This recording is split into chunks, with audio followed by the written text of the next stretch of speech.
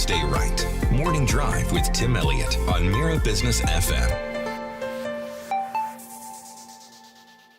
This is Mira Business FM. Good morning to you. Is Dubai Islands the next Palm Jumeirah? There's a question. It's quickly becoming one of the hottest names in real estate. There's no doubt about that. Branded residences are giving fresh investor buzz to it as well. Grovey developers have now partnered with Wyndham Hotels and Resorts, and they're launching Ramada Residences by Wyndham. Joining us this morning, Abhishek Jalan's the CEO of Grovey Developers, here to talk about why global brands are betting big on Dubai's newest waterfront hotspots. Abhishek, it's good to see you. Hi, Tim. Thank you.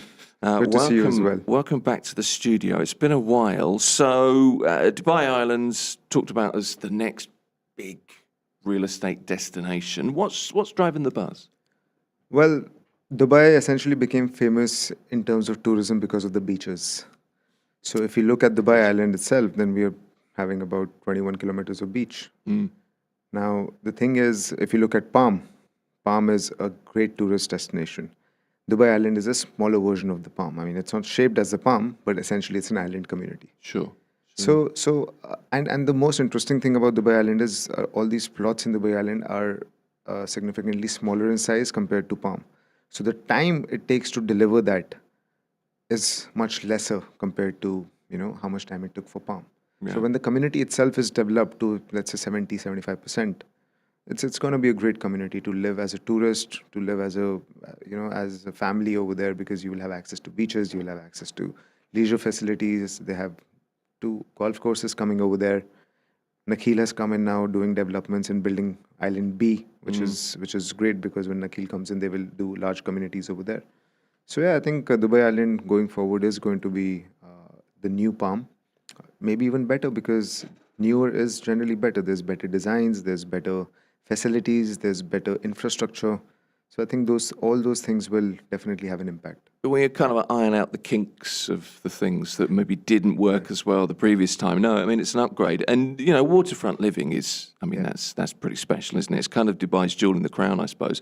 Plus, what we didn't have at the time of the Palm was the added kind of gloss of the branded residence thing. True. So when we look at Palm, we don't have a lot of branded residence. We have a lot of hotels over there. That's right. So now branded residence brings a different perspective to the whole thing, because obviously when it's a branded residence, you are living in a residential building, but it's managed by, let's say, a hospitality brand. Yeah. So when that happens, you are living in your apartment, but you get services from a hotel.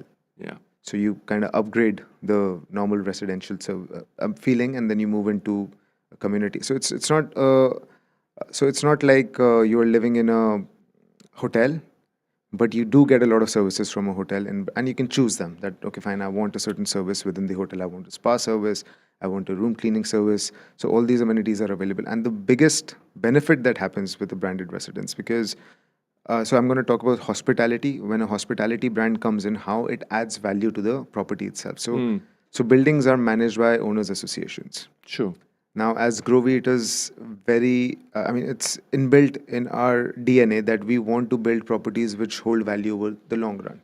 Mm-hmm. And the whole idea of having a branded residence makes sense for us, because we have more than 20 amenities in the building. So now when a branded residence comes in, so they're going to make sure those amenities are being maintained, because they're charging a fee for that. And when those amenities are maintained at a hotel grade level, then you maintain the long-term value of the asset.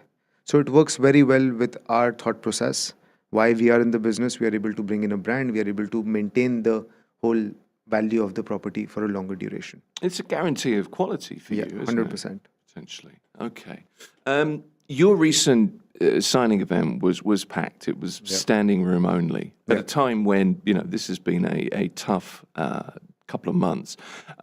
We're in a market where buyers are increasingly selective. What was it about Ramada by Wyndham that was right for now?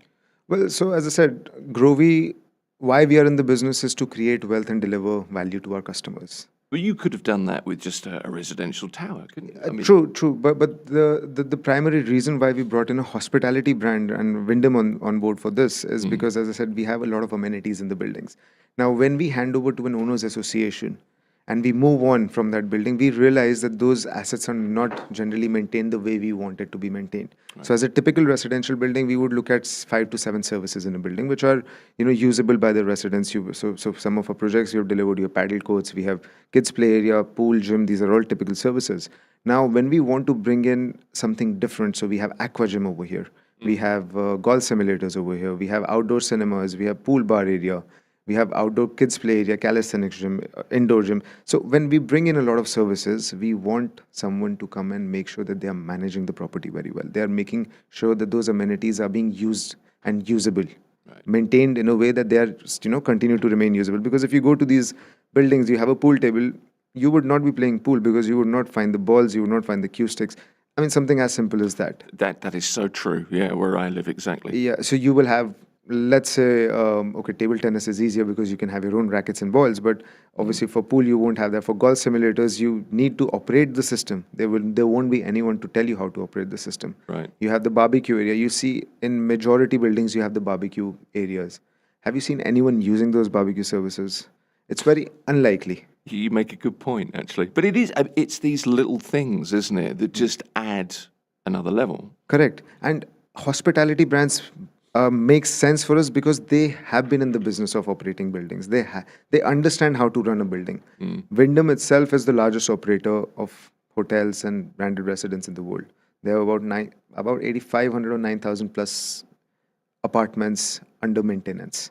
So they are one of the largest in the world. Right. And it just made sense. I mean, the whole discussion that we had with Wyndham was for less than half an hour before we took a call. We said, well, this makes sense because you come in on board, you make sure that the asset value is maintained. And that's why we are in business. So, the whole thing was really quick. It makes sense, Abhishek, because anybody who can make sure that the cue ball is there when I'm playing pool, then, I'm happy. On a more serious note, though, it's interesting to me, and I wonder if you can comment on this. Investor demand at the launch event, and I'm going to use the phrase that we all use all the time, it must have exceeded expectations for you guys, I guess. So what does that say about the market?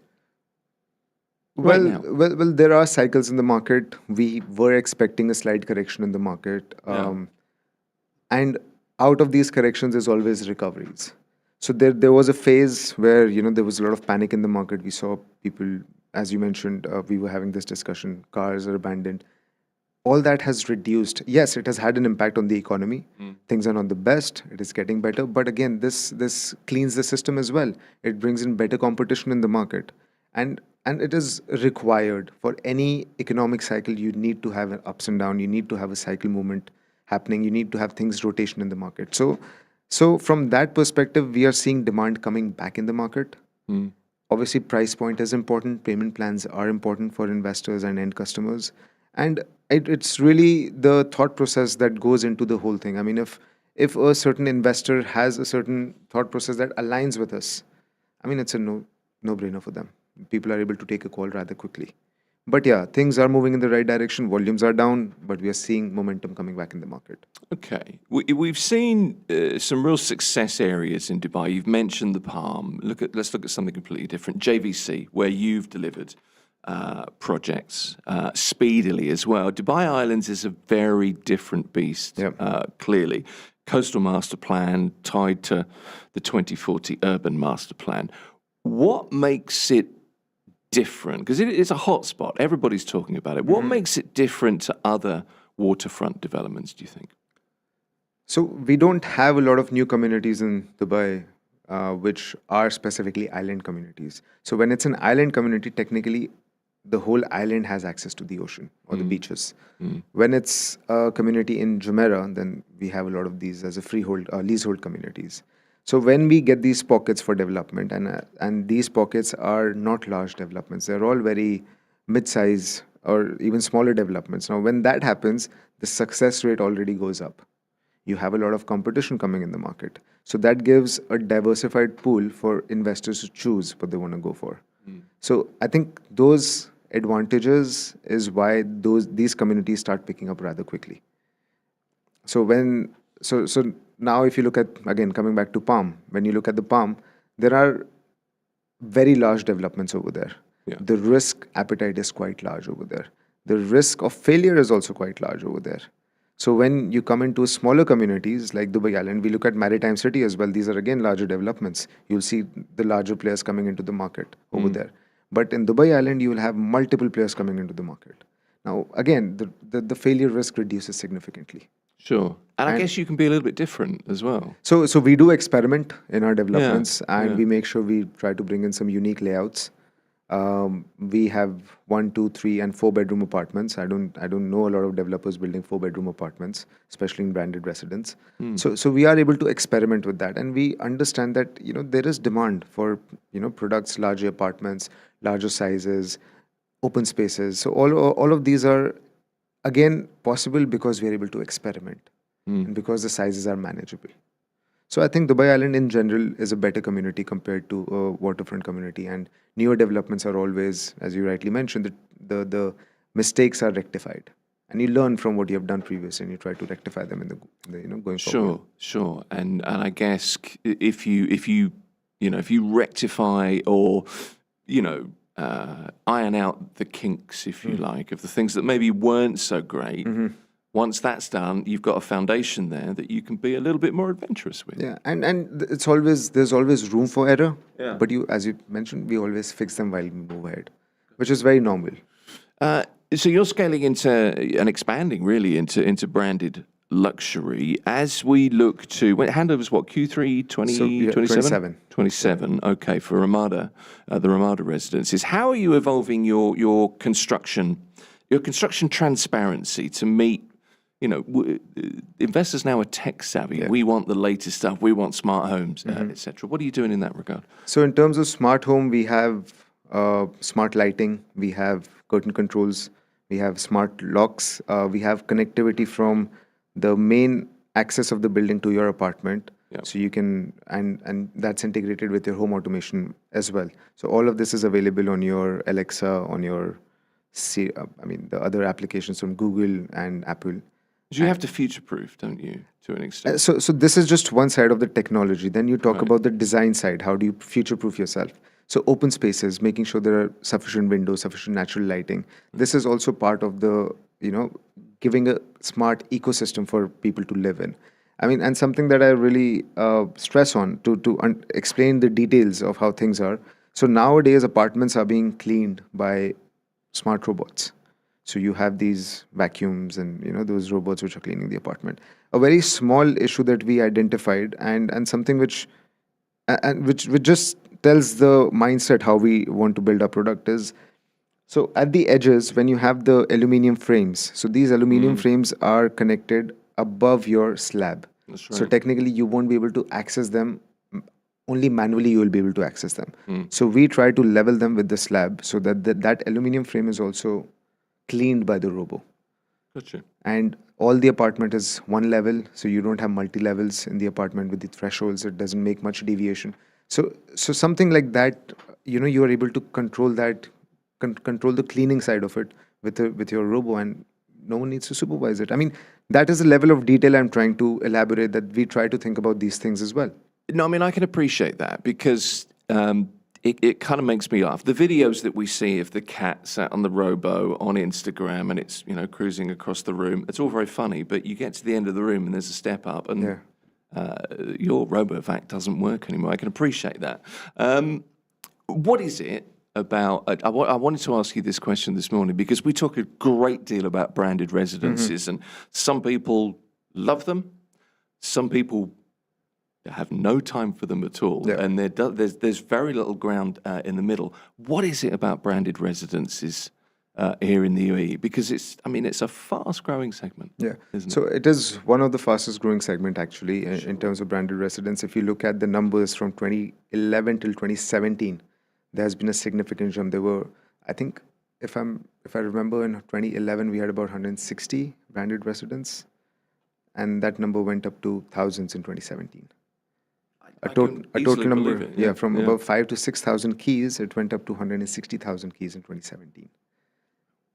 So yes, there's significant demand. Again, Dubai being a luxury destination, people having access to spend on, branded residences make sense for them because the people are used to living in a typical environment in a residential building. The branded residences gives them a little more luxury, a little more services, and it makes their day-to-day living like living in a hotel. And with the flexibility that they can call in their cleaners, they can call in their cooks, they can call in their nannies, all of these facilities being available, while in a hotel, you can't do that. So there's a very clear line in terms of definition, but yes, as you rightly said, there is less of common grounds. I mean, if someone likes branded residences, they will go for it. If someone doesn't like, you can't convince them to go for it. No, I mean it's never the twain shall meet, isn't it? It's one of those situations. It just interests me that it's so fast growing, and it's such almost a calling card for Dubai living, if you like. It's been so successful. Just a reminder that this episode will be podcast as well. I just wanted to let people know so you can watch and listen and subscribe via your favourite podcast platform. That'll happen very shortly. Abhishek Jalan is the CEO of Grovey Developers, my guest this morning. When it comes to branded residences, when it comes to the connections that you make, what does it mean that you've got a global hospitality name like Wyndham when it comes to attracting buyers and investors? What have you found so far, Abhishek? So whenever we are working with a brand, there's a lot of due diligence that comes in. I like the smile. Yeah. So because we know the kind of pain we went through in terms of the whole due diligence process, and it was quite cumbersome process. That is why we actually ended up launching this month. Otherwise, we would have launched a couple of months back. But again, that's all part of the process. Because when a brand's name is associated, they want to make sure that the partners involved, so we have Grovey, we have U Square, we have Wyndham, so all of these partners, they're making sure that the execution is happening. Because Wyndham operation starts when the delivery is done. In between, we have the process of getting the designs approved, getting the interiors approved, but that is all part of approval. Actual work starts for Wyndham when the building is handed over. Right. They want to make sure that the partners they are trusting are going to deliver. So there's a lot of compliance that comes in. So it brings in a certain amount of, I would say, trust in the project. When a large brand comes in and partners with a local brand, it brings a certain amount of trust that yes, they would have done their due diligence. They would have made sure that the performance will be there. Okay. Buyers want more and more, don't they? And I guess one of the things you have to do, particularly in Dubai real estate, is look at the next thing, look at the next level. How do we keep moving forwards here? And buyer expectations move in line with that. How have expectations changed in the luxury market, in your experience? So we had seen a certain amount of slowdown in the luxury market. Right. But again, we are seeing things picking up now. So, I mean, just today itself, we were having a discussion outside. We are seeing on the news 10 million dirham plus transactions have increased in April itself. So that momentum is coming back in the market. Will it be there tomorrow? I don't know that, but it will take some time. And I mean, real estate is a cyclical business. It goes up and down like any other business. It's how so it moves with the economies, actually. Sure. It's one of the business which moves with the economy. So as the economy progresses and grows, things will start coming back into perspective. People will start coming back to the older thought process, and that will probably give a better ground to grow further. So I think going forward, yes, luxury market will sustain. It's recently or currently rather, it's just to make sure that you are able to survive. So I think that is what comes in over here. You're always. I've noticed that you've been here a couple of times in the past, and you're always very measured about this, and very consistent in your attitude that things do move this way. Yeah. And your statement there, it moves in line with the economy.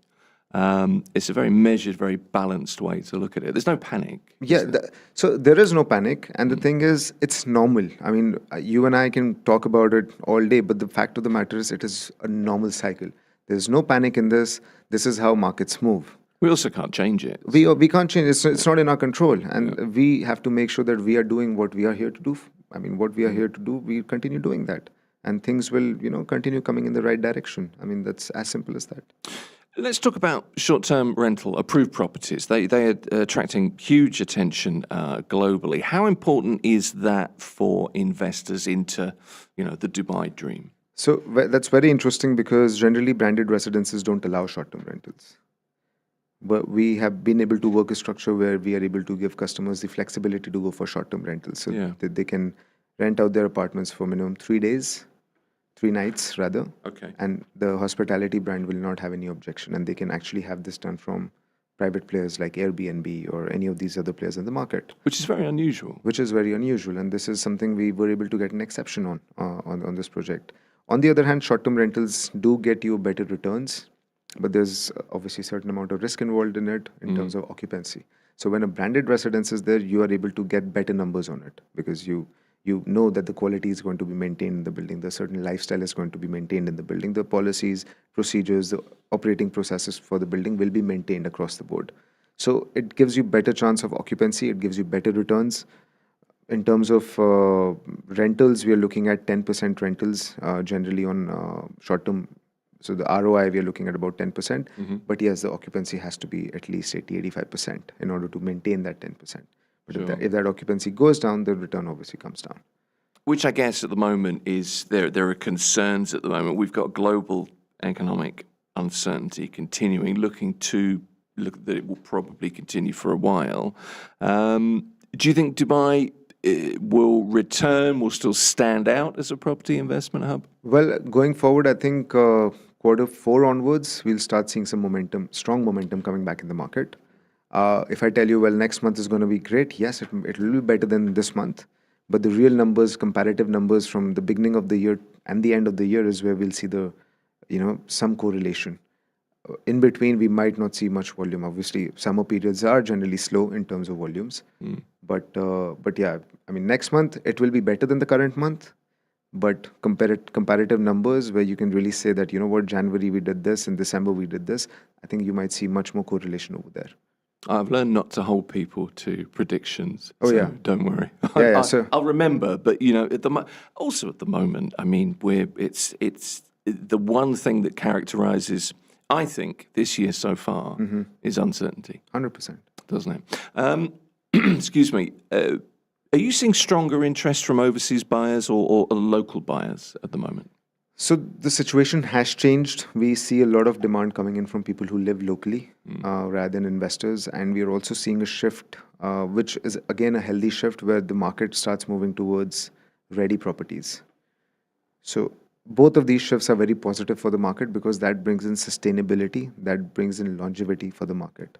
Because when you have less speculative demands and more active end customers, that is when you start seeing stabilization in the market. That's the first step for stabilization in the market.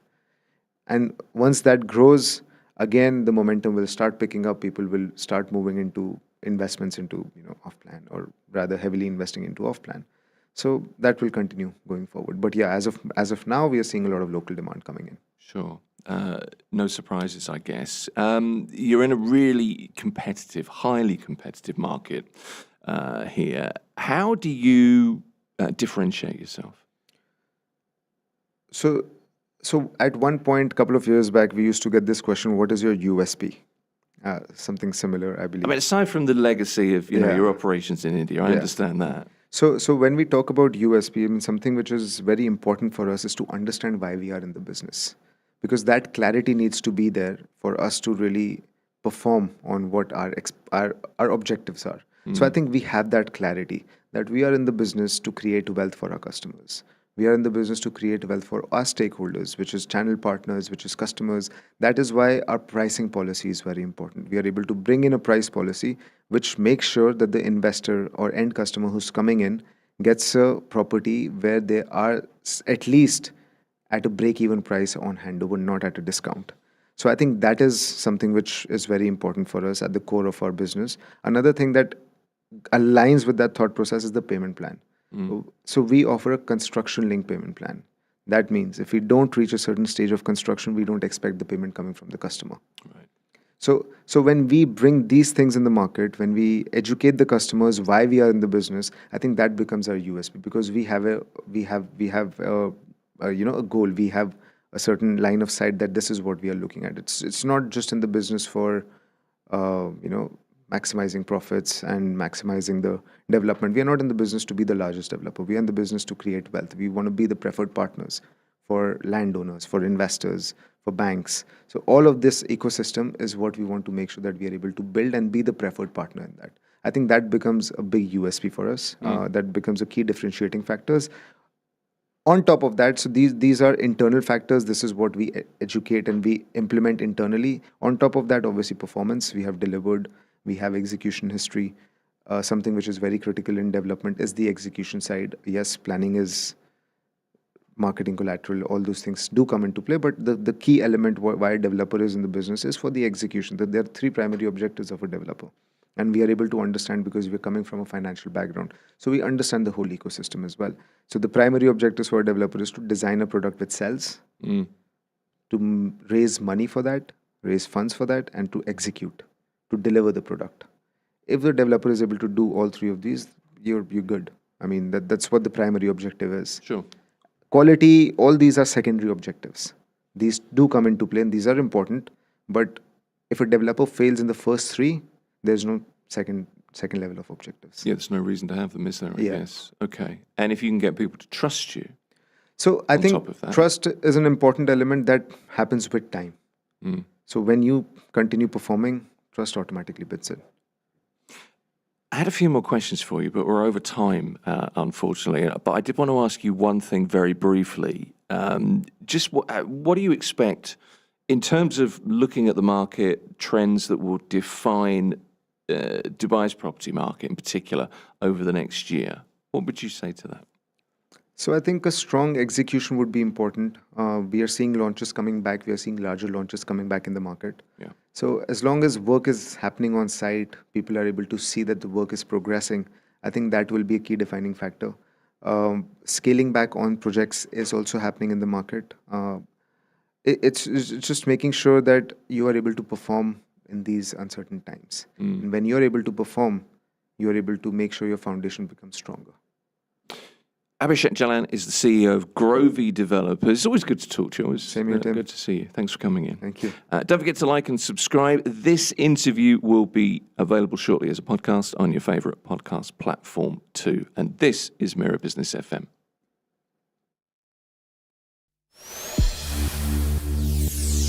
Mira Business FM, where business comes to talk.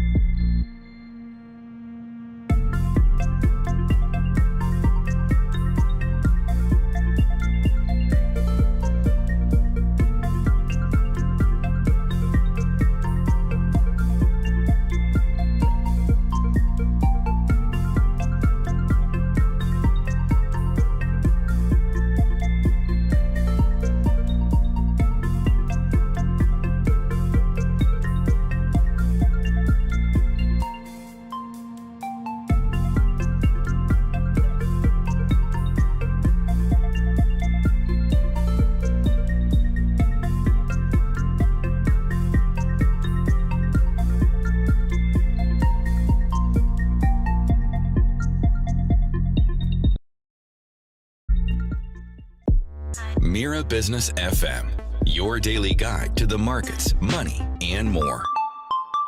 This is Mira Business FM. More and more women are reaching leadership positions than ever before, and the data backs that up, but there is a massive difference between having a title and having true systemic influence.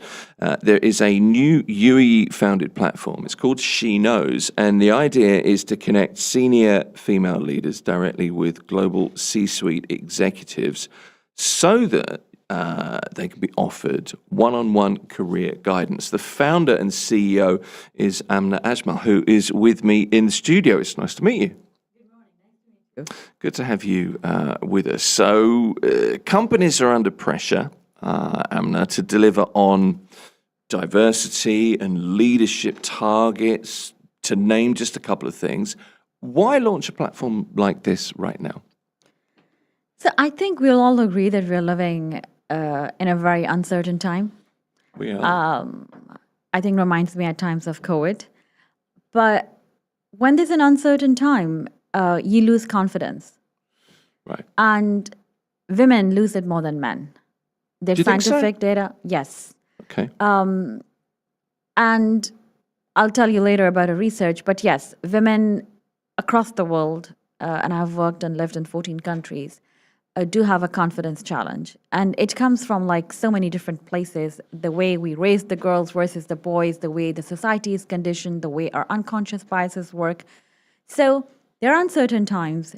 You are bound to lose confidence a little bit. I think women would lose it more. So there's no better time to do it than now.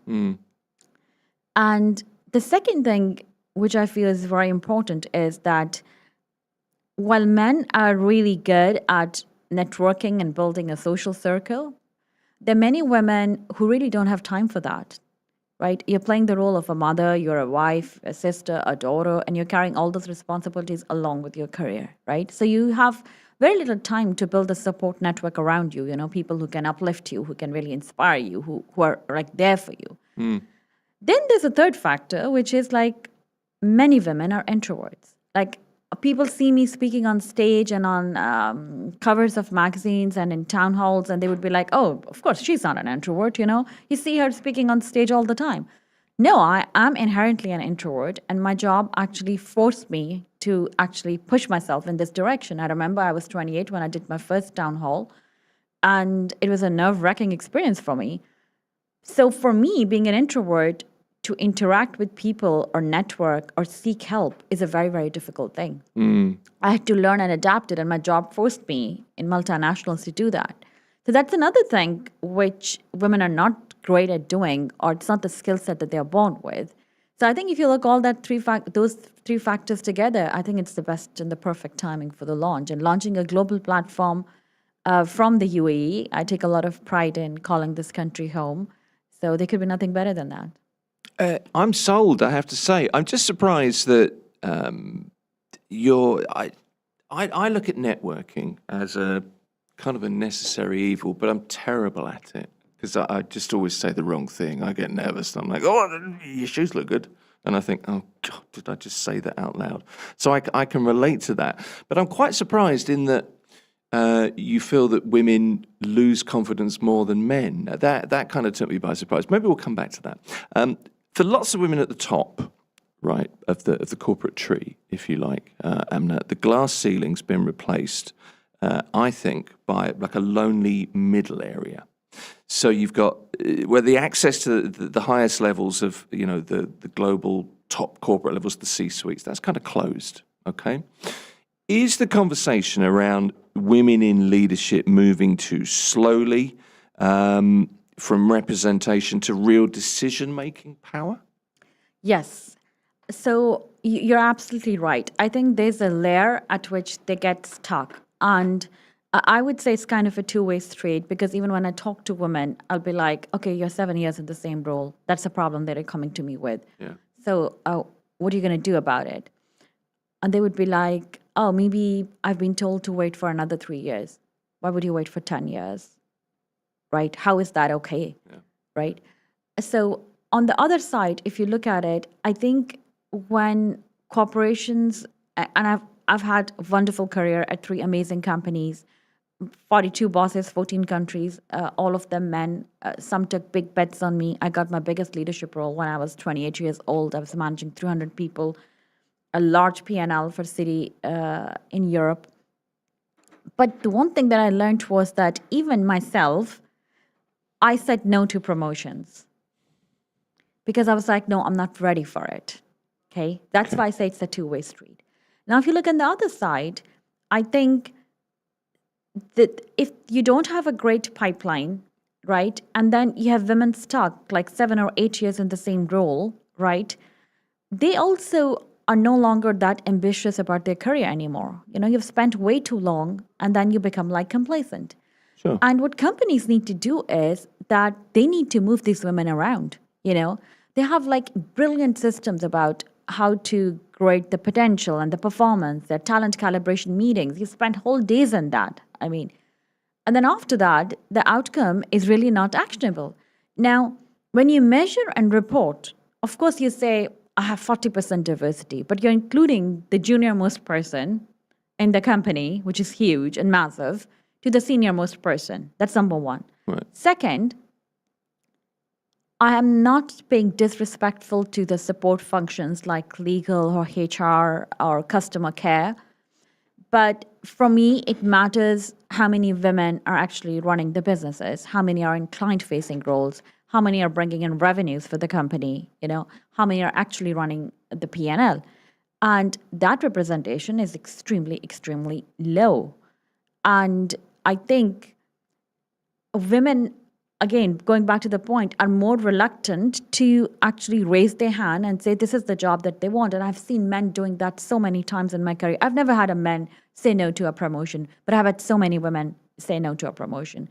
Women would not even, I'm not generalizing, but mostly won't even say that actually, yes, that's the job that I want. It requires skill set A, B, C, D. I have A, B, and C. I do not have D, but here's my proven track record of agility and I can get to D. Right.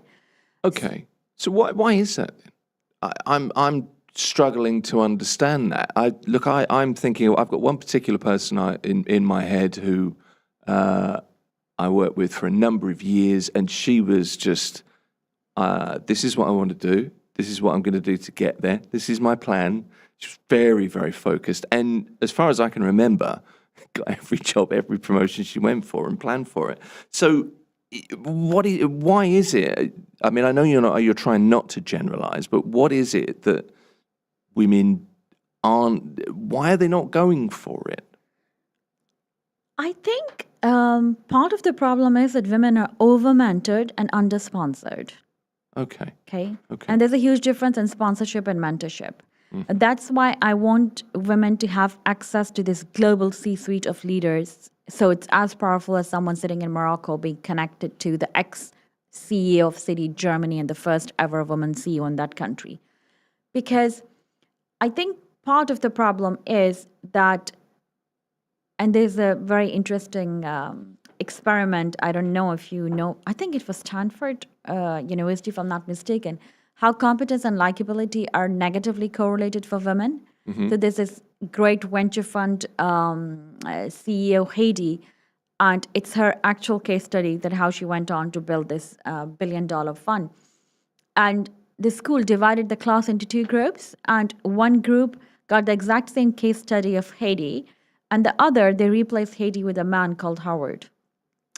And then they asked the class what's their view, and everybody wanted to work for Howard. Nobody wanted to work for Haiti. So they said, yes, she's very smart, but she's a little bit aggressive. They didn't like her. And they thought, on the other hand, Howard was like competent. He knew what he wanted. His leadership skills were great. Okay. Okay. So the research proved that competence and likability are negatively correlated for women, right, as opposed to men. So you would see if the man is commanding a room, it's like, oh my God, he knows his stuff. And if a woman would do that, she's aggressive, she's rough around the edges. So I think these are the stereotypes and the subconscious mindset that we have. All of us have it, including myself. And it's about how you overcome it. So if companies have that, imagine what it's doing to the women who already lack confidence. It's suppressing them even further down. I was one of the only exec at MasterCard who had a 90% women leadership team.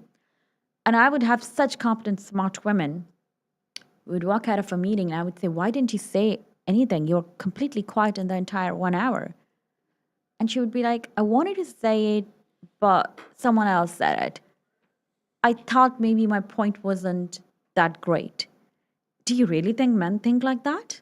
Before saying something? That they're evaluating in their head, should I say it or not say it? Is it important or is it not important? No.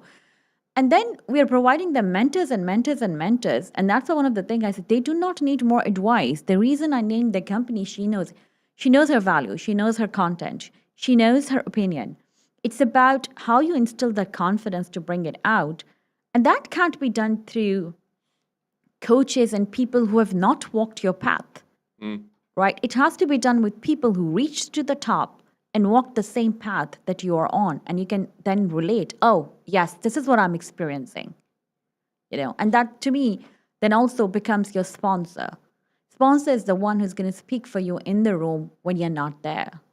Hence the design of She Knows, I guess. So you're focusing on access to global executives rather than traditional mentorship models. Yes. Okay, it's kind of falling into place now. Unfortunately, I'm sitting. I was struggling to understand what you meant when you started talking. Now that you've outlined it, I can recognise lots of the symptoms. And I guess we need a sea change, don't we? We need a societal change. Absolutely. I'll tell you a very small, interesting story. And I feel that I'm always constantly working on my subconscious bias. A friend of mine, he's going through a terrible divorce, and he was talking to me all the time. And he was talking to me about his lawyer.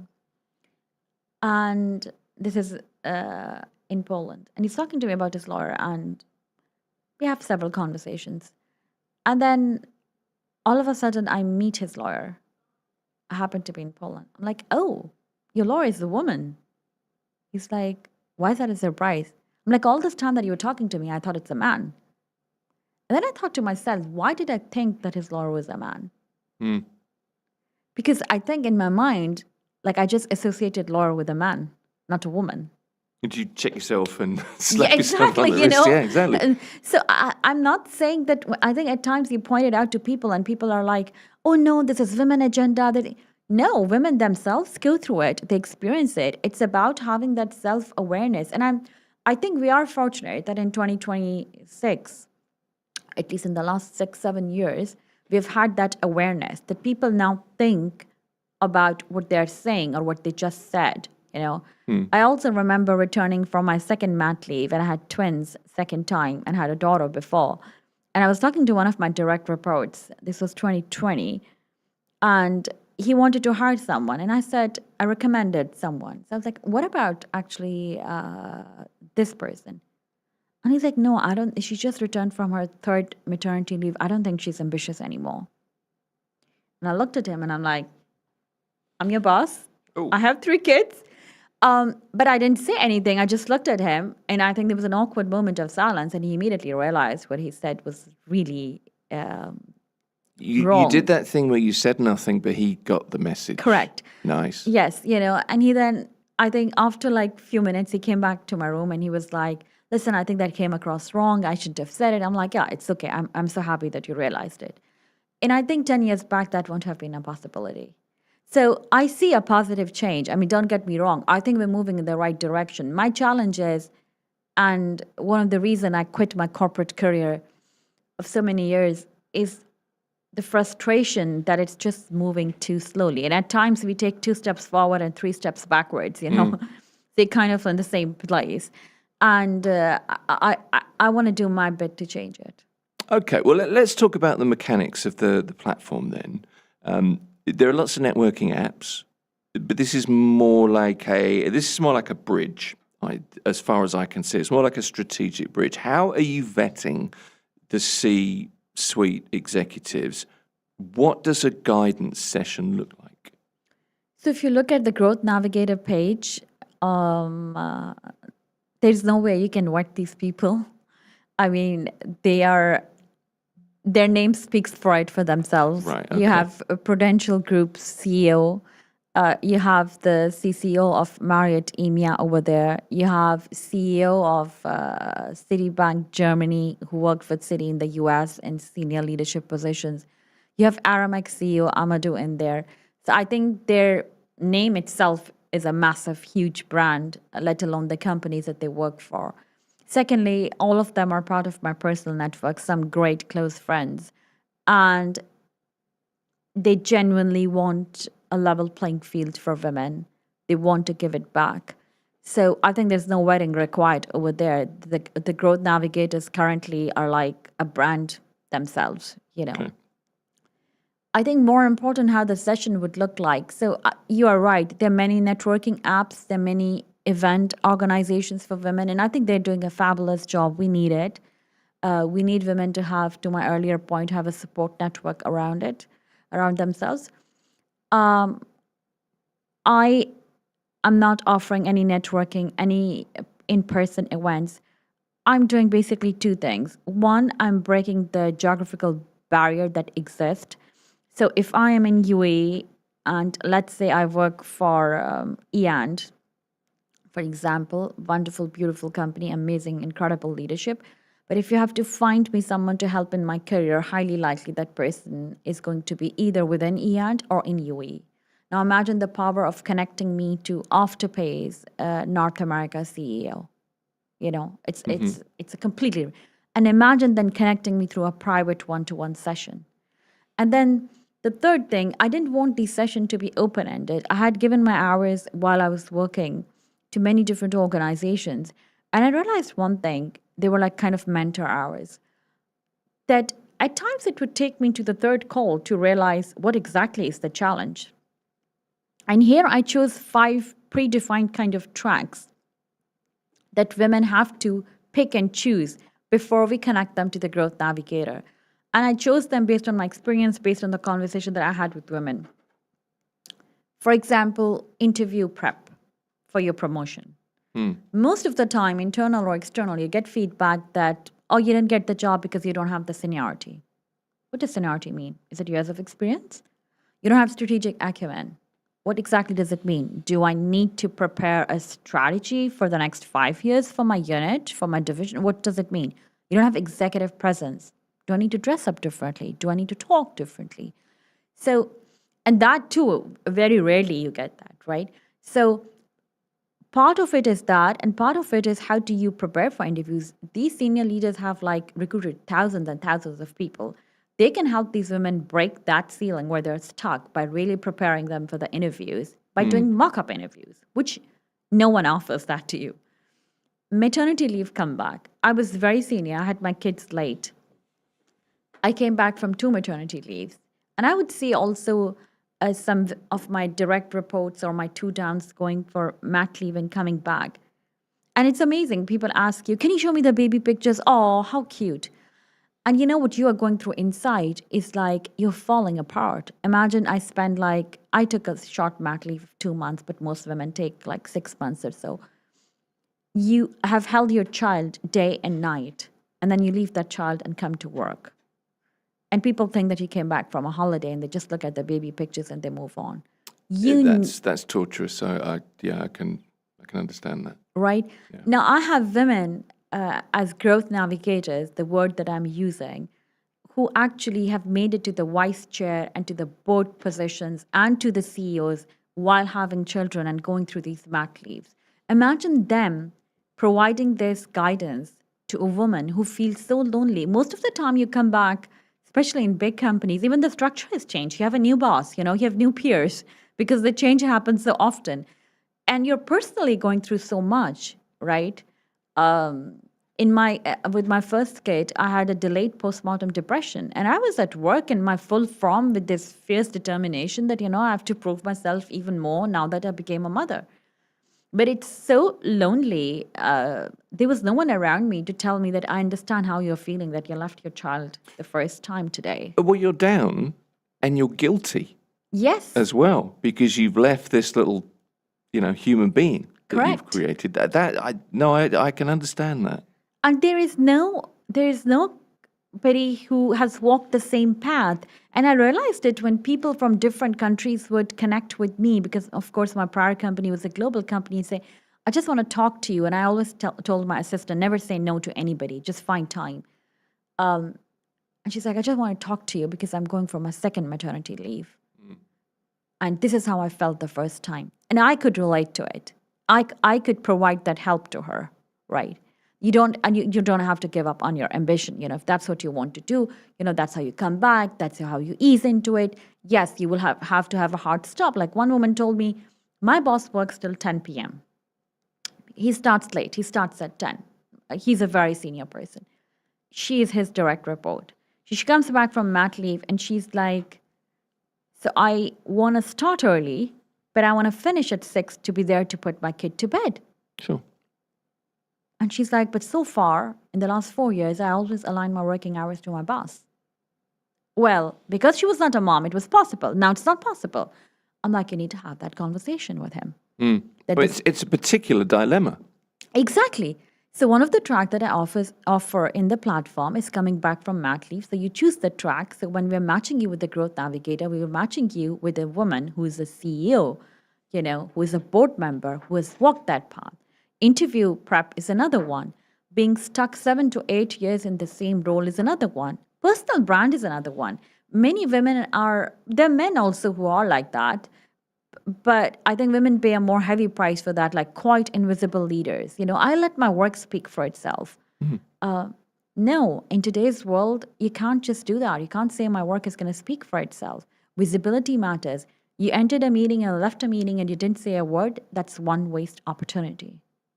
Do you know, I used to get accused of that in meetings years ago, but my excuse was always, most of that meeting was just nonsense. It's just people wanting to be heard, and it used to drive me insane. It's true. And I think there's that side of it as well. But I do think there are times you're right, and it's hard for people. You do have to speak up and say your piece, whether it's on top of things that have already been said, and you're just reinforcing. Doesn't matter. You got to say it. Especially if you have the content, and I'm very particular about that. Like I grew up in my career, I would go and sit with operations when I was in banking, even on weekends, to understand how are they booking a transaction, right? And then many people would just call upon me to say that, oh, I think you know this. Can you tell us about this process, right? So I was in a way forced to speak up. Yeah. So you need to have content. I'm not an advocate of just bullshitting for the sake of saying something in the meeting. And I've seen a lot of women in my career that they have a lot of content. Like they know not only their part, but other parts of how things work, and they come together and they can connect the dots. But it's just this inhibition to say it, especially in bigger group settings. I think it becomes harder. You need to really, I always say, you have content, you match it with confidence, you're going to ace in your career. I like that. That's a good phrase. I also like the growth navigator phrase that you used as well for Thank you. The mentors. That's good. Look, we're so over time. We could talk for hours, I think. I've got a feeling. Just let me ask you one thing before we finish, Emna. You're bringing together leaders from markets across the world, right, to try to help people. Global leadership trends. What's the thing that really jumps out for you at the moment? So I think, I am sure everybody would answer the same. AI is moving from use cases to real application at scale. That does mean that organizations are investing in leaders who have more agility, who would be able to upskill their teams, who would be able to bring not only cost efficiency, but drive a great amount of top line by leveraging AI. And I think that trend, whether it's AI or not AI, I think from a technology perspective, we have advanced so much, is here to stay. Yeah. So I think upskilling people and agility and curiosity in terms of skill set would matter much more, because at the end of the day, you're not going to be posting jobs 25 years of experience in AI plus leadership plus this plus that, right? So I think looking for those skills for leaders is extremely important. And the last thing I would say is responsibility, because with every technology has its pros, it has its cons. Yeah. How you walk that bridge, which is a very thin bridge between ethics and responsibility and the returns to the shareholders. She Knows is a new UAE-founded platform connecting senior female leaders directly with global C-suite executives for one-on-one career guidance. Amna Ajmal is the founder and CEO. You're going to have to come back and tell us some more at some point. Thank you so much, for sure. Appreciate you being here. Thank you. For more interviews like this, you can catch us on Spotify, on Apple Podcasts, all the major podcast platforms. Follow us on Instagram, on Facebook and LinkedIn. And as always, don't forget to like and subscribe. This is Mira Business FM. Mira Business FM. The sound of success.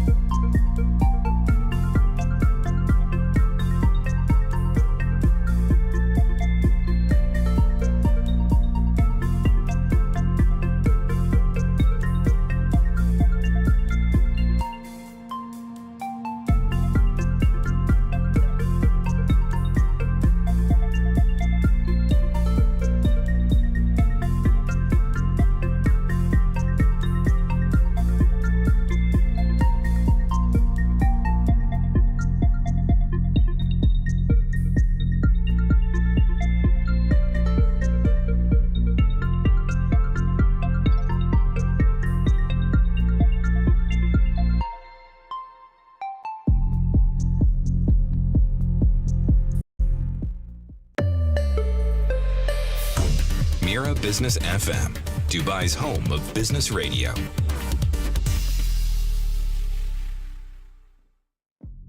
This is Mira Business FM. Good morning. This is the fine print now as well. Our weekly legal look on Morning Drive. Businesses are facing rising costs, debt pressure, tighter cash flow. Bankruptcy and restructuring are back in focus. The legal landscape, however, has changed quite significantly in relatively recent times, with the 2023 bankruptcy law coming into full effect. Joining us on the line this morning, Raymond Kiswani is a partner at Davidson & Co. And is on the line to explain what businesses need to know about insolvency laws, about restructuring, and about financial survival. Raymond, good to have you back on the show. Good morning. Good morning. Good morning. How's everything, Tim? Not bad, thank you. Do you know, I was going to bill you as a veteran in multi-jurisdictional restructuring. But then I thought, it's probably not fair of me to bill you as a veteran. So I decided not to. Good to have you here. Can we jump straight in? Absolutely. Are more businesses facing financial distress at the moment? Let's start there. I would say yes, absolutely. Certainly over the past few months, and it's probably, I would say, certain businesses within certain sectors. For example, if you are aviation or aviation adjacent, for example, or hospitality, all the kind of things that you would expect from what has been happening over the past few months. There is certainly more financial pressure.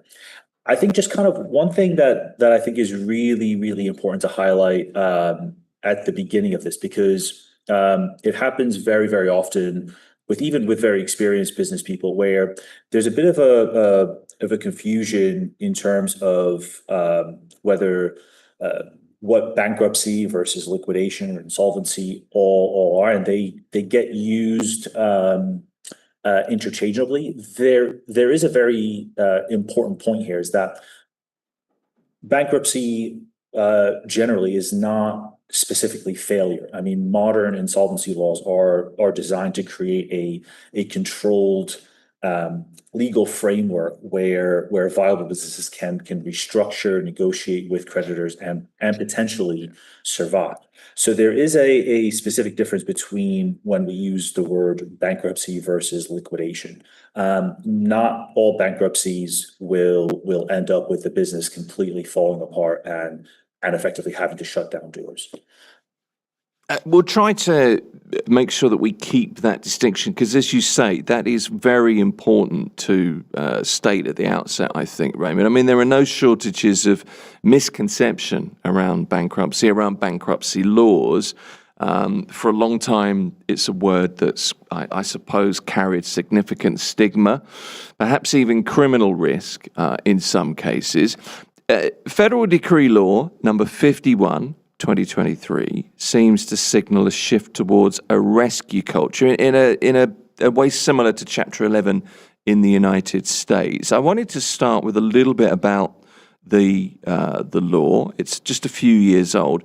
What's the most important change that perhaps a struggling CEO needs to know about right now? Yeah, I mean, I think there's been a few sort of updates to it and more modernizing it. I think the biggest difference is where bankruptcy and restructuring laws are again, they're not simply designed to shut companies down. They are designed to create an orderly process for a struggling business. Sometimes that process will result in liquidation. And by that, we mean that the company effectively has to sell off all of its assets and effectively shut down forever. But in many, many cases, the vast majority of cases, the aim is to rescue the company, to restructure, to debt rescheduling, compromising with creditors, and effectively preserving the company, preserving that entity. The the current bankruptcy framework includes procedures such as a preventative settlement, restructuring, and a whole kind of court-led bankruptcy process. The idea is to give distressed but potentially viable businesses a legal route to deal with creditor pressure rather than allowing for a very kind of chaotic creditor race where every single creditor tries to enforce at the same time, which when that happens, that often leads to everybody losing because the company does have to shut down and creditors rarely get what they are owed, if anything at all. So it's more of a psychological shift in the sense of not hearing the word bankruptcy and thinking this is a major collapse and we are done for, and sort of trying to find ways around it. Instead, the earlier that you see the potential problems that may lead to a insolvency event and proceeding down the bankruptcy route, the more viable your business will come out. And there's been historically businesses across the world that have gone through bankruptcy and come out stronger than they were beforehand. Let me ask you, I mean, seemingly an obvious question perhaps, but I think there are nuances here. When does a cash flow problem become insolvency? That's a great question, actually, and it's often overlooked. A cash flow problem becomes legally insolvency territory when the company is no longer able to pay its debts when they fall due, or when it becomes clear that they will not be able to do so. So it's either that it is actually happening where the company is no longer able to pay those debts when they're actually due, or it's very, very clear that they're not going to be able to make those payments, right? So that is the legal definition of when you have an insolvency event. Every single business will have ebbs and flows and will have temporary cash flow issues. That's not a rare event. A client pays late. You may have a project that gets delayed. A bank transfer takes longer than expected. Those kind of single points don't become insolvency territory. The threshold, the kind of the line in the sand, if you will, is crossed when the problem is no longer temporary or manageable. So, for instance, the business cannot pay rent, salaries, its tax liabilities to its suppliers, to any statutory kind of renewal of their licenses, for example, when those are becoming due, and there doesn't seem to be any credible plan to be able to remedy that. That's where you get into a legal insolvency issue. Under the new bankruptcy law, a debtor may apply for a preventative settlement or bankruptcy proceedings within 60 days from the date of payments, or from the date it becomes aware that they cannot pay debts when they fall due. That 60-day concept is important because it effectively shows that the law expects directors and company management to act promptly as soon as financial distress becomes a serious issue. Because again, the earlier a company acts, the more likely the success of the restructuring and creditor settlements, where the company will be able to come out of it and to continue as a viable business. And that's a really important point to make, isn't it? Because my impression is, and I'm sure you have seen this a number of times, it's that companies wait too long to seek the help for the restructuring that is necessary. 1,000,000%. That often that happens. I would say in the vast majority of the time, where they are coming to the realization really much later than they should have. Many business owners kind of wait until the situation has already deteriorated beyond, almost beyond repair. And by the time that they start seeking legal advice, you've got suppliers have stopped deliveries. You've got potentially frozen bank accounts. You have employees that have been unpaid for quite a while. You may have the territory where checks have bounced or are very, very close to bouncing, and you've got creditors already sending out legal notices. That if you're in that territory, if that sounds where the company state is, then you are, way too late beyond that sort of 60-day mark. Because again, remember, insolvency is that you haven't been able to pay debts when they are due. It's not when there is legal action against you, etc. So that is that is a situation where kind of a simple corporate restructure is a bit too late. The best time to be seeking restructuring advice is when the business is still functioning, when records are available, when management still has credibility with its clients, with its customers, with its suppliers. It's not when creditors. It's when creditors, effectively believe there is a path to recover, because there will be more willingness to try to settle. The longer a company waits, the fewer the options are. Early corporate restructuring is about preserving choices and options. Late restructuring is about damage control and sort of, maybe survival. So it's really important to act as quickly as you become aware of what amounts to an insolvency event. The 2023 law, Raymond, expands the liability of directors, even shadow directors. What are the red lines that could move a bankruptcy from a civil restructuring, if you like, into a matter of maybe personal liability or even criminal concern? Yeah, I mean,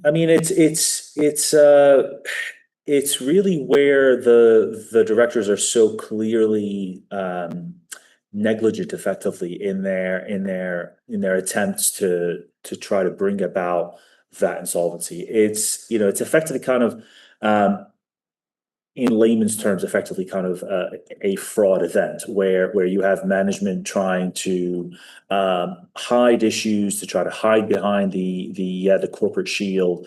They are misrepresenting the company's financial problems, rather than again taking those kind of civil steps to try to save the company. That's where you start dipping into territory where you might have directors and management coming under not just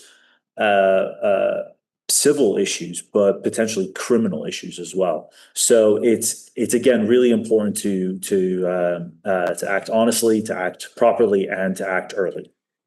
A reminder, any questions for Raymond about this, or maybe even a future legal topic, get in touch with us. Post on the stream that you are with us on. Send it to whatsapp.mira.fm, or you can email it as well, info@mira.fm, and we'll get to it as soon as we can. Raymond, one of the warning signs, and this kind of relates to the, dealing with it question, the understanding a need for restructuring, but what warning signs should business owners be watching out for? What have people said to you in the past they wish maybe they'd done earlier? Yeah, I mean, I would say that there are several kind of red flags, warning signs, if you will. I think a clear one is sort of persistent late payment. If a company is regularly delaying supplier payments, rent, loan installments, issues, that is a red flag. You have a lot of sectors where they are running on sort of very short margins. It's a little bit of a back to back. So, there might be small delays, but if it's a persistent and larger issue, then that is quite a serious red flag. I'd say a second one is kind of a systemic reliance on short-term borrowing to cover ordinary business expenses. If the debt is being used not to grow the business but simply just to keep the lights on, then that is a hint for management to sort of need to take a step back and sort of see where they need to make changes, because that's not really what a business should be doing. A clear one is also kind of a loss of your creditor confidence, where you have suppliers start demanding cash on delivery, or security deposits, shorter payment terms. They start requiring personal guarantees, advanced payments. Those are all things where effectively your creditors, the market where you operate in, is already seeing you as a risky business.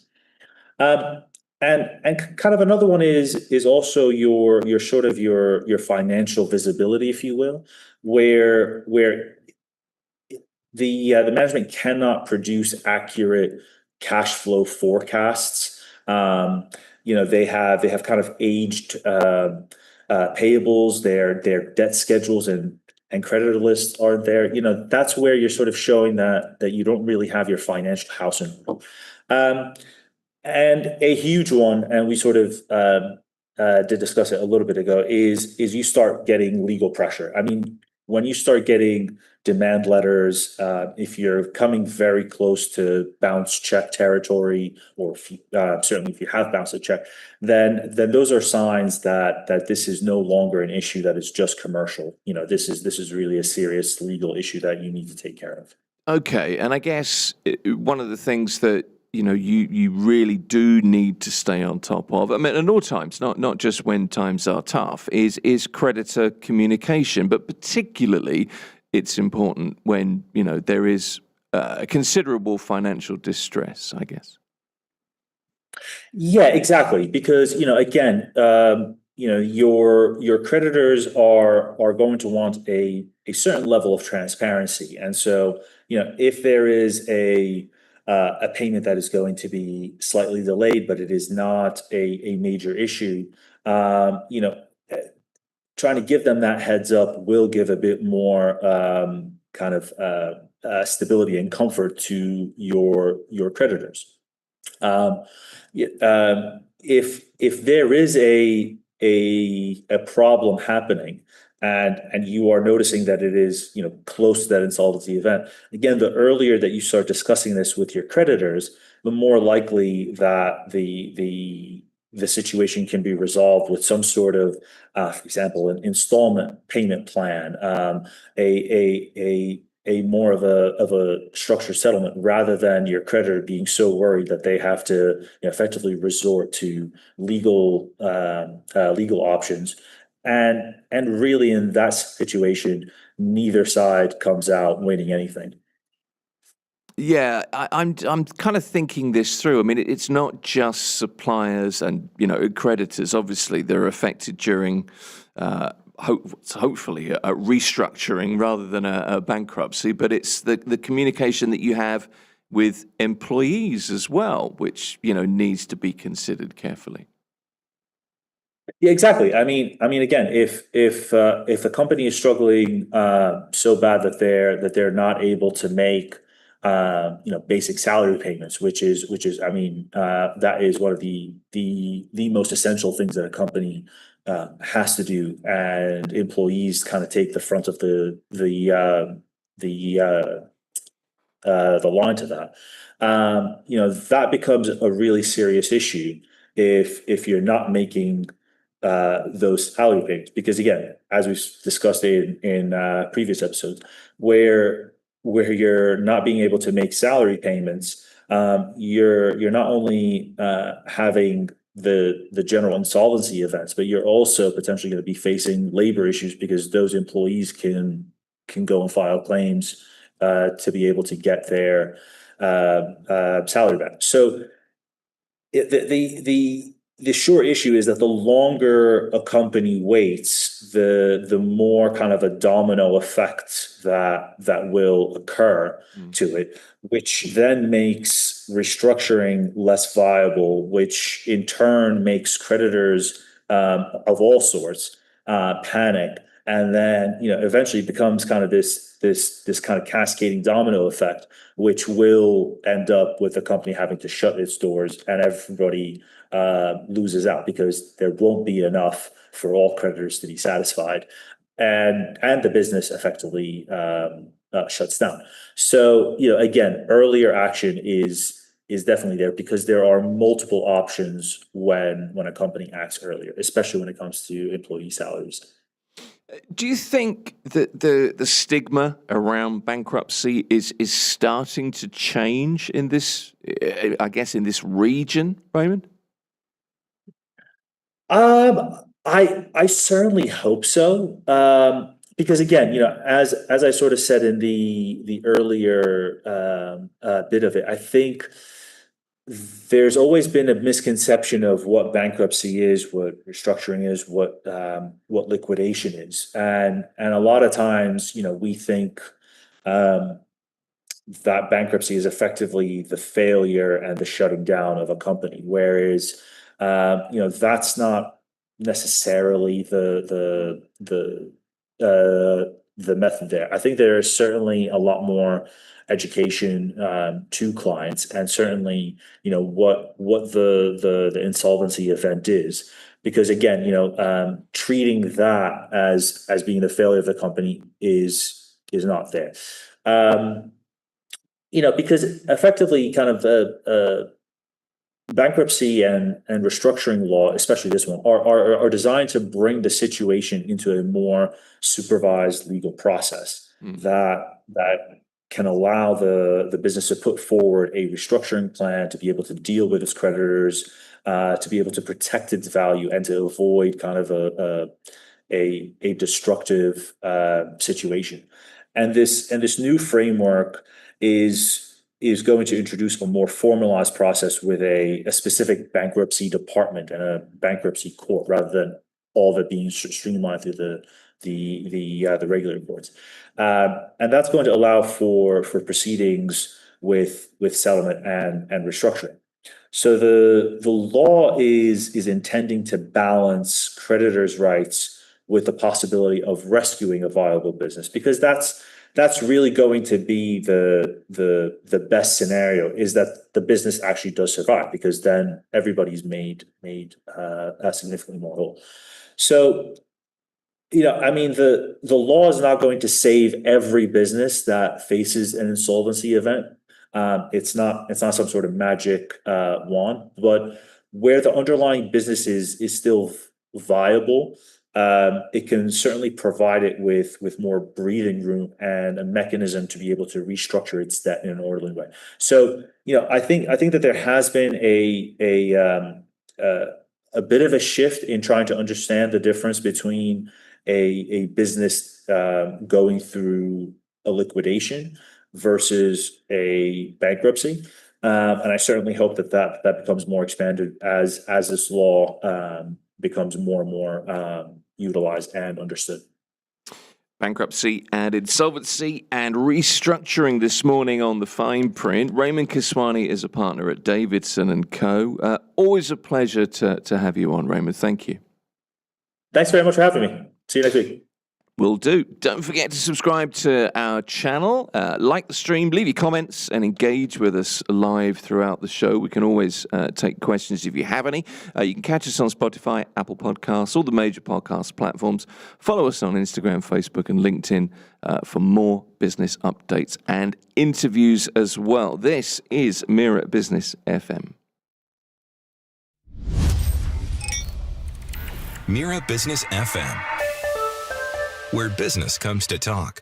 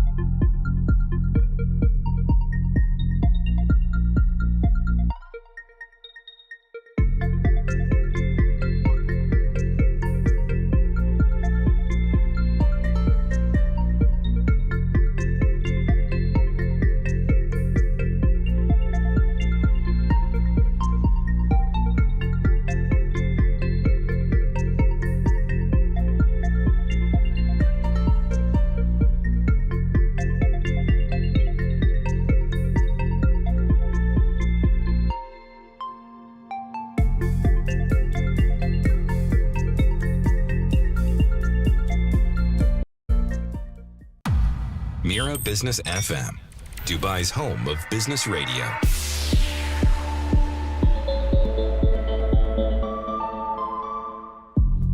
Mira Business FM. This is the morning drive. Good morning to you. Dubai's skyline is famous for its vertical ambition, but the real revolution is happening a little bit closer to ground level. There's a fundamental structural evolution in how our communities are built, and we've moved past the era of luxury communities with a golf course or a private beach. We're now in the age of fully integrated, sustainability-led ecosystems.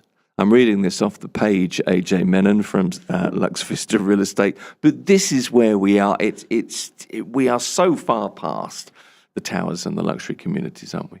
And that is exactly the way the structural evolution change. It is. That's exactly right. You know what I want to do with you this morning is kind of get into the details of this and to try to map the evolution in some ways, because we've had, from the early experiments to the new kind of luxury asset class. You describe this first phase as an experiment. That's right, yeah. So, and understandably, so if you've got sustainable city as kind of the first phase, Dubai's first serious attempt, was that truly integrated, or was it just kind of sustainability as a layer on top of the traditional planning? That is more like it, actually. Really? So this was the first phase, and nobody knew if it would work or not. It was really an experiment. I went there for, I think I was working for a magazine at the time. I can't remember, but I went when it was being built, and they showed me the systems and the black water and the grey water systems and what was going on. And I got taken there in a little electric car. Correct. And it was mind-blowing. I know. And that's the whole point, because what they did was it was still traditional community planning with just a little layer on top.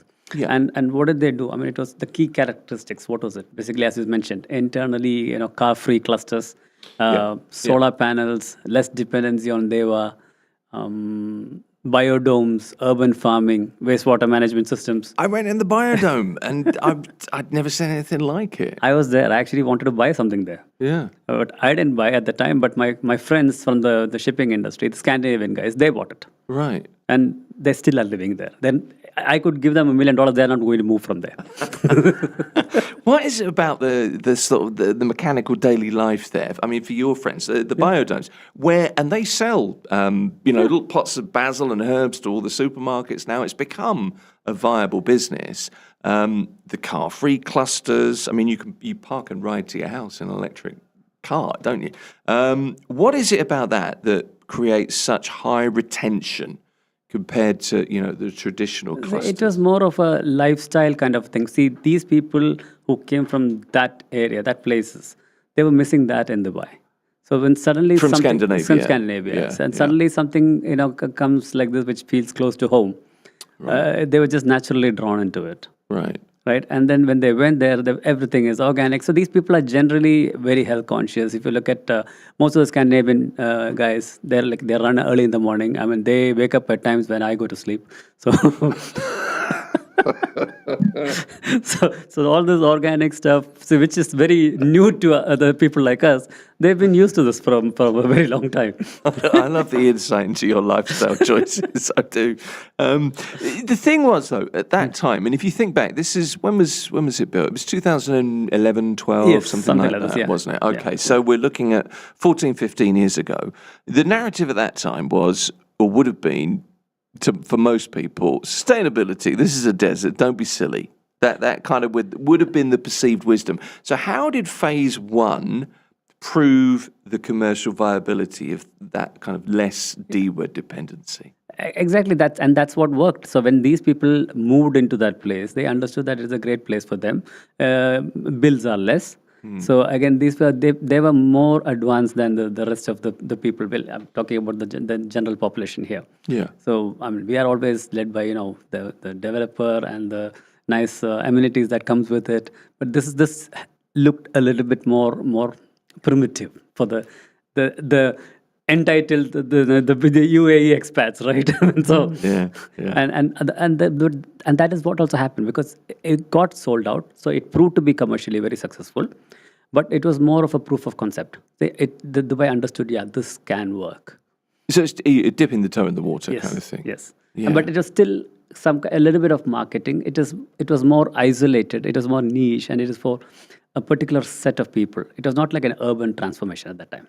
Yeah, but it was very forward thinking. I remember walking in thinking, okay, you know when you walk into a show home, and it's always very impressive because it's been beautifully designed, and you get pointed in the direction of the things that really stand out.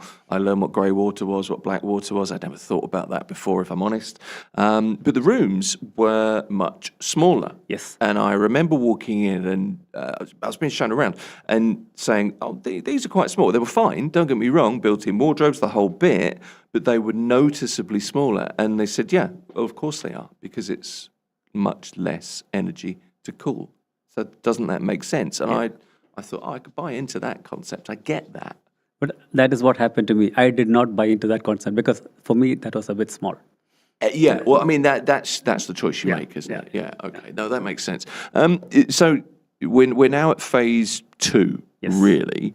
Sustainability is not a niche. It's kind of it's more of a blueprint thing now. Blueprint now, yeah. And that is when this Expo City and Expo Valley in particular comes into play.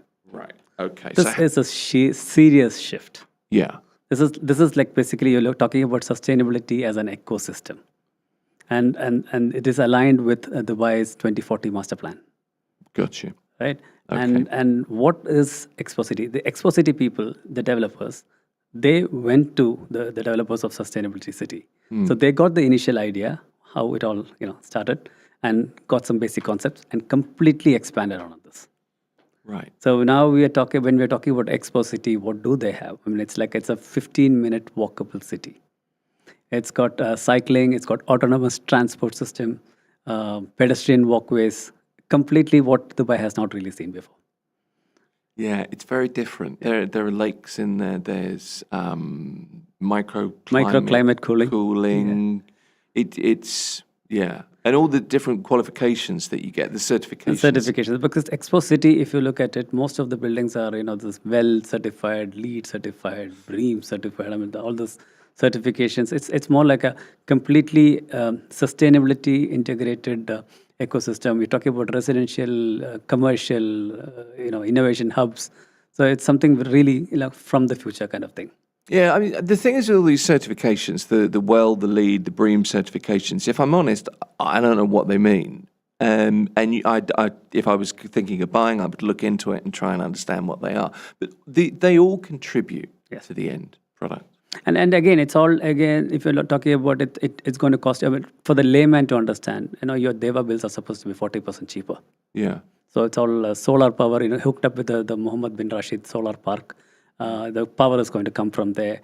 The whole building is sustainable. So there's a lot of things happening in that space.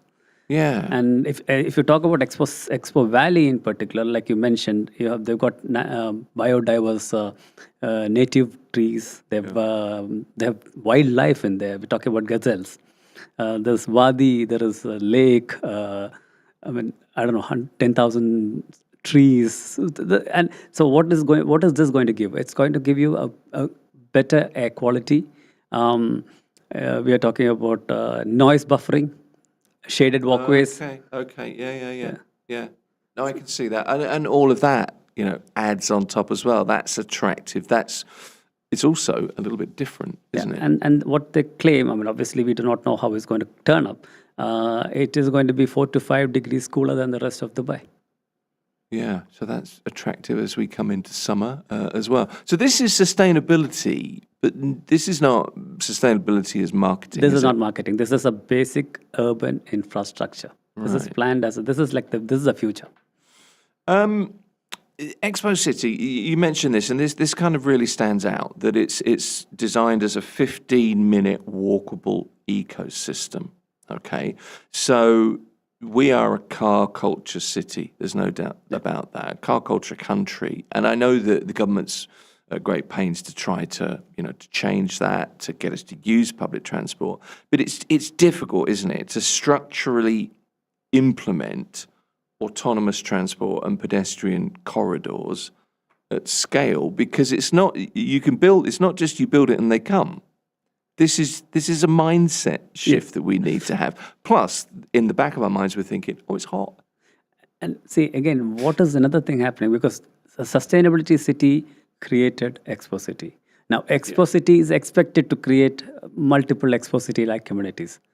So this is a scale. This is to have a city and prove that this can be workable, and you can have many cities all around the Dubai or UAE for that matter. Yeah, and when you look at the plans, the size of the plans around the area, the Dubai South area, where the new airport's going to be, where Expo is, it's huge. It's huge, yeah. Isn't it? Right.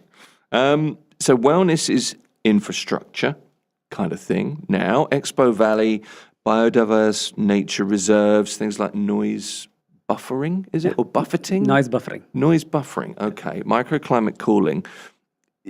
This is not marketing fluff. This is essential infrastructure now. This is a real thing. This is not just words on a page. These are things that we're going to be demanding and have a right to. Yeah. And it's not that entirely plucked it from thin air, because there are concepts that there are existing currently in different communities, but not everything in one place.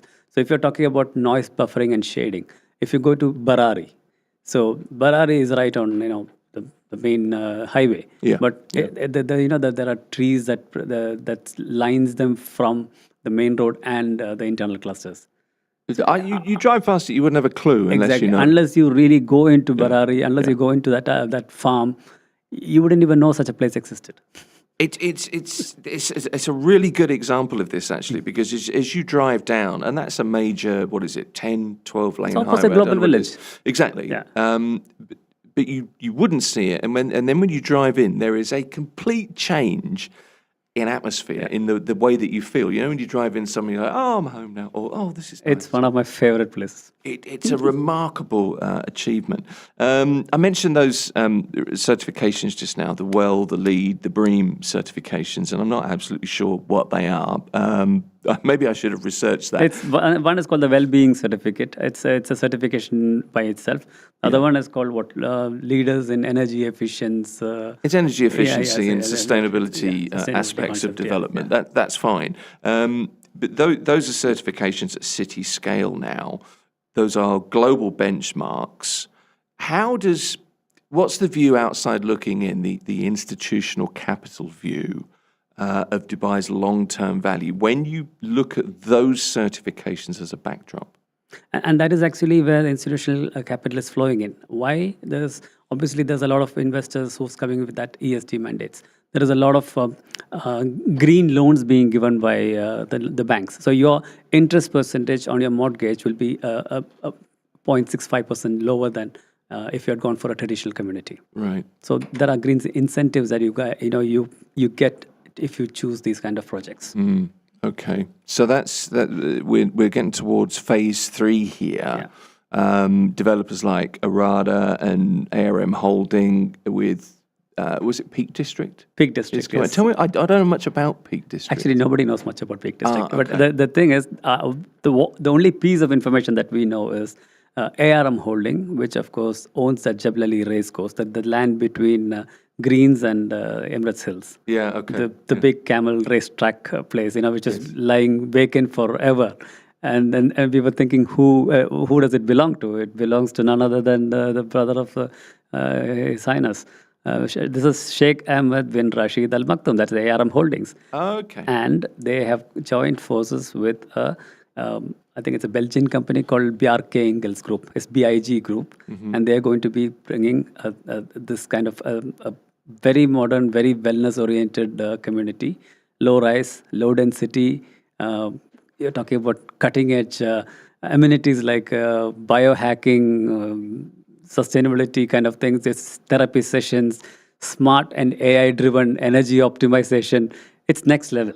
Okay, so this is like real premium green living kind of stuff. So this is more like, think of them as more like a premium brand positioning. This is sustainability as a luxury asset class. Okay, and very much the next stage after Expo City. Okay, so the amenities are changing. We're going from gymnasiums to. You sounded a bit ominous there when you said biohacking, but that's the direction we're going. Smart AI energy optimization. Who is the target buyer for this kind of sustainability as luxury? These are people who live, and this next generation people who are. Have you noticed that this new generation people, they don't even drink, they don't even smoke. They're so health conscious. I mean, they live a different life than when we were young. We did everything that was possible, right? And not possible also. Newfangled weirdos amongst us. No, I mean there is. I mean, obviously there's a trend. I look at my kids, and they are so much more clean living and health conscious than I ever was. They're concerned about the environment. And again, these are also very well preferred by those ESG mandates. So institutional capital that likes all those ESG things.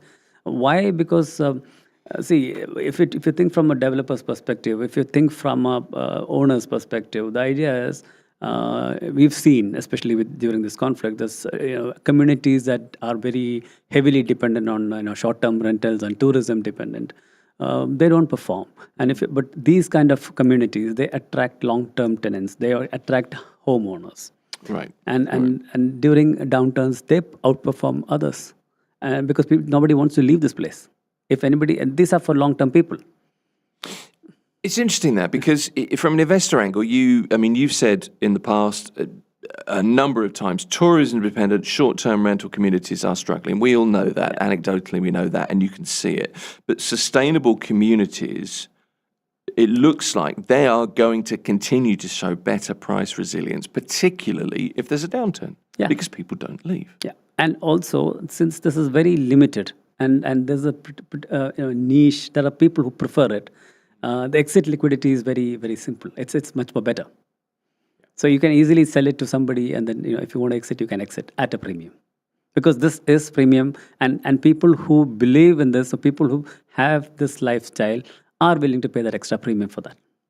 Yeah, okay. And if you've got global mandates, ESG mandates, for example, environmental, social, and governance mandates, if they tighten, these kind of phase 3 communities, this new level of communities that we're seeing, better exit liquidity for institutional investors, and the timeframes are what, 5-10 years? 5 to 10 years. Really? Yeah.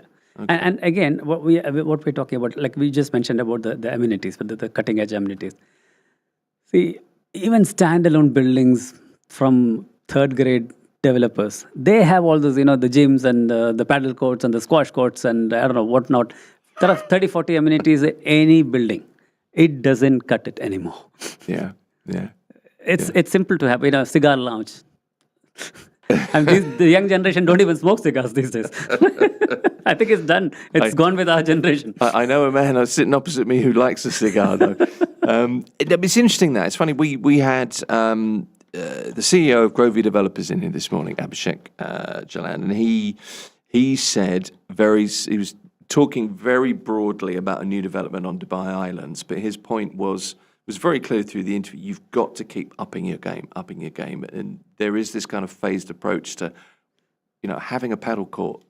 So what? Doesn't get nothing. And funny you mentioned it, because I was there for that launch event in Amelia of Grovey Developers of this particular, I think, Ramada Windham. It was busy, huh? Yeah, it was busy actually, and it was full. It was full. Yeah. And then it's a nice concept. It's again a branded thing, but it's a hospitality branded thing. So you come with the right product actually. Yeah. No, it makes a lot of sense. How does the evolution that we're seeing in terms of this kind of phased evolution, how does that feed into the Dubai's 2040 Urban Master Plan goal? One of the stated aims is to double green and recreational areas, because it's going to have a huge impact. That is thing. So that is exactly what is happening here. If especially in the case of Expo Valley, you are talking about 6.9 million square feet of land, and out of that, more than 50% is open spaces, green spaces. Yeah. And if you had given this to a private developer, and the whole the project has only 508 units. townhouses and villas. Yeah. If you had given it to another private developer who's very famous or notorious for that matter, they could have fixed in, easily 1,500 units into that project. Yeah, I was going to say it would be 3 times, wouldn't it? Yeah. Yeah. Okay. So, and that's a distinct lifestyle. I was going to say choice. That's the wrong word. That's a distinct lifestyle demand. It's a lifestyle demand. So, we are increasingly seeing that kind of people coming in, because especially now, who are the target buyers? They are not the 60, 55, 60 kind of guys. There are young investors. We're talking about 35 plus, even 30, early 30s. So these are the lifestyle guys who are willing to, who wants to live that healthy lifestyle. Why didn't I have that much money when I was 30? And I'm actually, if you look at it, I'm a champion of these kind of projects, because I personally have invested a couple of units in Expo Valley and Expo City, and this is what, and when my clients come to me or when my friends come to me, these are the projects that I really promote. Yeah, no, you do. I mean, you're on record as you're a big fan of Dubai South. I know that. Not Dubai South in general. I'm talking about Expo City and Expo Valley in particular. So, and this is exactly the reason. So, if anybody don't want to reach out, they reach out, because I really look into these kind of communities that is about to come. I go really deep into it and do a little bit of research, and that's how I advise people on especially these kind of projects. Yeah. No, I know you always have a prime mover advantage, AJ. I've noticed this about you. That was a backhanded compliment, I promise. Thank you. For a developer at the moment, is building a traditional kind of lifestyle cluster maybe a potential fail risk? Because is sustainability-led ecosystems, is that the way to ensure that you've got real long-term occupancy, do you think? Okay, let us be a bit more realistic. Fail risk is a little bit strong there, I admit, but no, you know what I mean. I understand. Let us be a little bit more realistic. This is not for any developer. Right. See, again, what is success? A developer is successful when all his projects are sold out. All his units in that project is sold out. And he can have an ordinary community, generally normal lifestyle community, and it will get sold out. So if you think from the developer's perspective, he's already successful. But the investor who's buying into it, that person should be successful. So then when he buys into this an average community, there is no guarantee that he's going to make money at the end of whenever he wants to exit. So success is in two different eyes, two different people. And this is not something of scale that can be done by an average developer. It has to be, if you look at who has done this, these are all big people, big players, government-backed players. Yeah. And even like a normal developer is given a little bit more extra respect when they start making a master community. This is beyond a master community. Yeah, that's true. This is a statement, isn't it? A positioning statement. You need that kind of funds. And who has that kind of funds? It's government. Yeah. No, that makes sense. Just a final thing. You advise lots of people and you research, I think more than most. If an investor's looking at the map of Dubai today, should they be chasing waterfront or should they be chasing an integrated ecosystem? A definitely integrated ecosystem. Really? And you're a big waterfront guy. Yes, waterfront is limited. I understand that. Yeah. Waterfront is also, there's only about 4.4% of the entire supply is waterfront, 72 kilometers of beach line. We all know that. Yeah. But there is a lot of that. And there are people who likes that waterfront. I mean, waterfront will always have a premium. But again, when you are buying the waterfront, you need to buy the right waterfront unit. There is no point in buying a one-bedroom waterfront looking not at the water. True. Right? Yeah. But if you're living in an integrated ecosystem like this, any unit is great. Yeah. No, okay, I get you. Yeah, I can see that. So if you're living in somewhere where there are 508 villas versus a traditional 1,500, packed community villas. Both are playing on scarcity. Yeah. The numbers. Yeah. So waterfront is a scarce product. These kind of integrated communities are also a scarce product. I'm with you. No, I'm with you. It makes a lot of sense. So the future of Dubai property isn't just where you live, but how that community breathes, exactly. how it sort of sustains itself. and then people will talk about it. And that's the thing. I mean, let me tell you, once this Expo City and Expo Valley, they just handed over probably at the end of the year. Give it 6 months. The people will only talk about that. Okay, there's a prediction for you. We'll come back to you on that. You'll still be coming in here in 6 months, I'll tell you that. AJ Menon is the CEO of Lux Vista Real Estate. Always good to talk to you. Likewise, Tim. Thanks you. Again. Good to see you.